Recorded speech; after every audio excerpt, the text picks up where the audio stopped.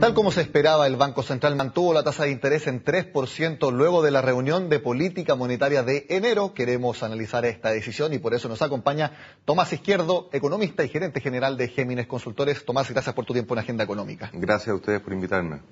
Tal como el mercado, a ustedes que componen el grupo de política monetaria, obviamente esto no les da ninguna sorpresa porque habían recomendado al Banco Central mantener la tasa en 3%. Expliquémosle a la gente por qué era recomendable que se mantuviera la tasa en ese nivel.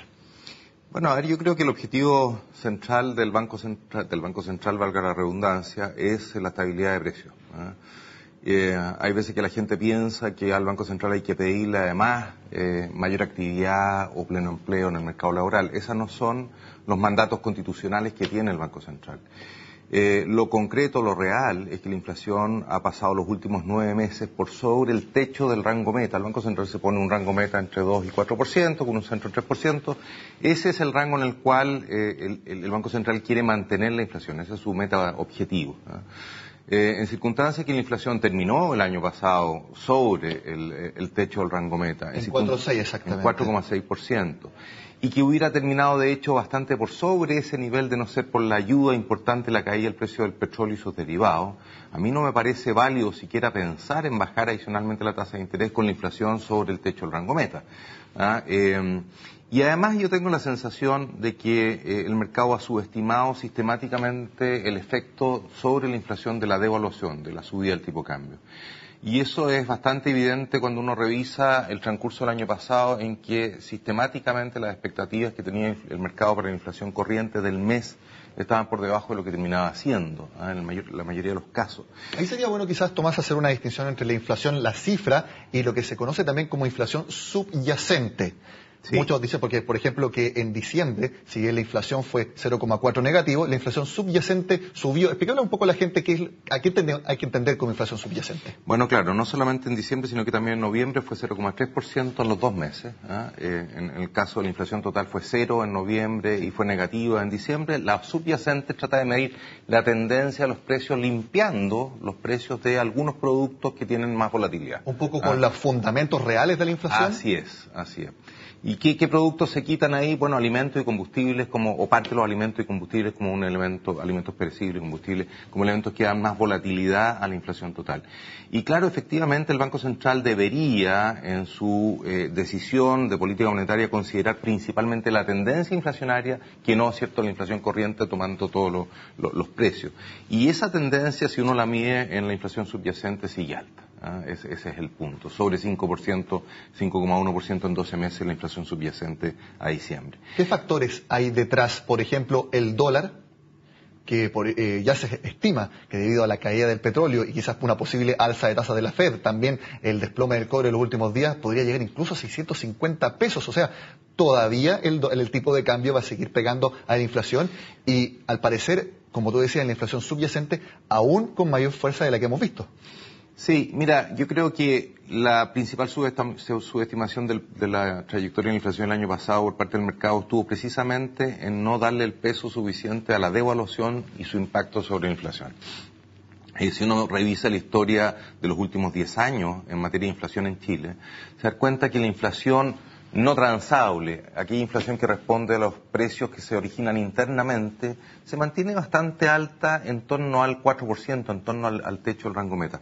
Y lo que genera las caídas importantes y las alzas importantes en la inflación, y que por lo tanto llevan a la inflación total fuera del rango meta, ya sea hacia abajo o hacia arriba, es precisamente los precios bien importados. De ahí la importancia del dólar, del tipo de cambio sobre los precios en nuestra economía.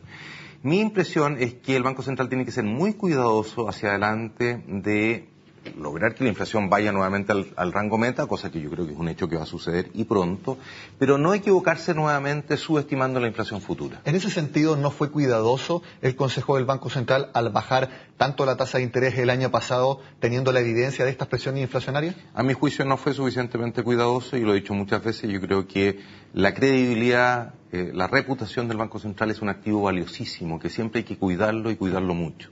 Yo creo que lo que ganaba bajando adicionalmente la tasa de interés era mínimo, porque las tasas de mercado ya habían bajado y de hecho después de las últimas bajas no hubo bajas adicionales en las tasas de mercado, y lo que arriesgaba era mucho. Desde esa perspectiva, en el balance, a mi juicio, no era necesario, y por lo demás no era solo mi opinión, fue la opinión del Grupo Política Monetaria en las últimas reuniones donde nosotros no aconsejamos bajar y el Banco Central sí bajó la tasa de interés. Y en la misma perspectiva hacia adelante, y brevemente, ¿qué es lo que me preocupa en el sentido de que la trayectoria inflacionaria puede ser un poco más alta de lo que el mercado está internalizando? Primero, lo que tú dijiste. Es inconsistente, y sucede en el mercado, estimar que el tipo de cambio puede llegar a 650 pesos y que la inflación, como se estima hoy día en algunas mesas de dinero de los bancos, puede estar bajo el 2% a diciembre de este año. Eso no es compatible. Mi impresión es que el tipo de cambio real ya subió todo lo que tenía que subir, que alzas adicionales en el tipo de cambio observado, que es el que se transa en el mercado, más bien se van a ir a más inflación que no alzas adicionales en el tipo de cambio real. Pero además del tema cambiario, y que yo estoy convencido, y conversábamos antes de esta entrevista, un gran retailer el otro día me decía que ellos todavía no traspasaban completamente la devaluación histórica, la subida del tipo de cambio histórica a sus precios, y estamos hablando en niveles de 610. Bueno, todo lo que ha subido adicionalmente a eso, o lo que eventualmente pueda subir, con mayor razón va a generar presiones adicionales en la inflación hacia adelante. Entonces hay un margen que en el retail todavía tienen que pasar a precio la devaluación del peso frente al dólar. Eso entonces va a aumentar la presión inflacionaria en algo tan sensible como el retail. Sí, pero además de eso, cuando hay una inflación alta pasada, la economía chilena, que es una economía que tiene una larga historia inflacionaria, es una economía todavía lamentablemente muy indexada. El concepto de la UF, por ejemplo, unidad de fomento, es un concepto que a nosotros nos suena súper natural porque viene, cierto, de los años 60, pero en el resto del mundo los papeles indexados no son un porcentaje importante y conceptos de indexación como este no son conocidos. ¿Y por qué es tan relevante? Porque hay precios claves en la economía. Vivienda, claves por su ponderación en la inflación. Educación, salud, que están fuertemente indexados. Y eso significa entonces que cuando tú vienes saliendo de un periodo de inflación alta, tienes una persistencia inflacionaria, una replicación de la inflación hacia adelante. Cuando veamos la encuesta de educación en marzo, probablemente vamos a recoger una parte importante de la inflación alta de los meses anteriores. Eso es muy relevante. Y además hay un precio no transable, que es el más importante de la economía, que no se mide en forma directa en la canasta del IPC, que también está indexado, que son los salarios. Las remuneraciones están creciendo 7% en 12 meses, en términos nominales, 7%. Se han ido acelerando. El costo por hora ha ido subiendo más todavía, 7,3, 7,4% en 12 meses. ¿Qué significa eso? Que eso va generando, replicando presiones de costos sobre la economía que vuelven a dar un efecto segunda vuelta sobre los costos de producción y sobre los precios finales. Tomás, te quiero preguntar qué es lo que va a pasar entonces en el corto plazo. En el comunicado del Banco Central, sesgo neutral. Sí. No indica que vaya a haber movimientos en el corto plazo, pero ya, por ejemplo, la encuesta de operadores financieros que conocimos este miércoles indica que la tasa de interés podría estar en 2,75% en 3 meses más. La encuesta de expectativas económicas indica que eso podría, que en 5 meses vamos a estar en ese rango y que podría estar en 2,5 a fin de año. Por lo que hemos conversado ahora, ¿tú no estás muy de acuerdo con esas bajas que espera el mercado? No estoy de acuerdo. Tampoco lo doy como un hecho cierto. Yo creo que el Consejo del Banco Central también fue sorprendido, y uno podría decirlo con certeza porque sus estimaciones de inflación estaban por debajo de lo que efectivamente fue, por la persistencia de la inflación. Y lo que conversábamos al comienzo, en el balance de beneficios y costos de bajar adicionalmente la tasa, yo sigo pensando que hay eventualmente más costos que beneficios. Sobre todo en un momento en que las presiones a alzas adicionales en el tipo de cambio siguen presentes, siguen latentes. El dólar se sigue apreciando afuera, eventualmente el precio del cobre puede seguir presionando a la baja y por lo tanto generando presiones al alza sobre el tipo de cambio. En ese escenario de mucha volatilidad, de mucho ruido, lo que tú ganas respecto del riesgo que tú asumes me parece que no compensa.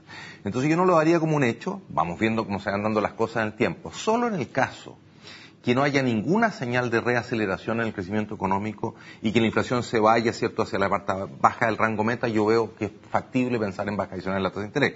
Pero ese no es el escenario base. Yo creo que en los meses que corren vamos a empezar a ver algunas señales de recuperación de la actividad y eso va a dejar entonces como innecesario la posibilidad de bajar adicionalmente la tasa de política monetaria. Vamos a ir viendo entonces qué es lo que pasa en las próximas semanas y eso va a determinar entonces cómo es el actuar del Banco Central. Tomás Izquierdo, muchas gracias por tu tiempo en Agenda Económica. Gracias a ti por invitarme. Voy con este análisis de la decisión que tomó el ente emisor en su última reunión de política monetaria. Terminamos este jueves en el programa. Como siempre, os invito a que sigan con nosotros en CNN Chile.